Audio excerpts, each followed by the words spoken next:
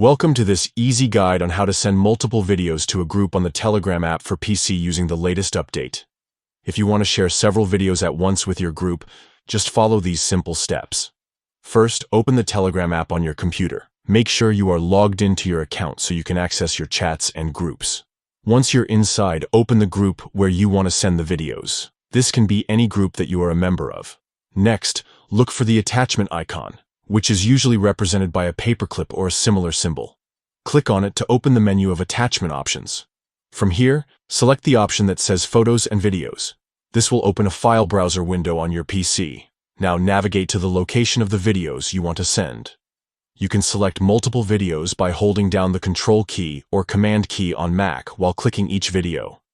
After you have selected all the videos you want to share, click the Open button. This will attach all of the chosen videos to your message in the group chat. Finally, review your selection and simply click the Send button to share all the videos with your group members. The videos will be sent together as a batch, saving you time and making it easy to share moments or important clips with everyone in the group.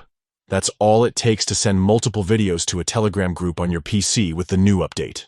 Enjoy sharing your favorite memories and content without any hassle, keeping your group connected and engaged. Thank you for watching.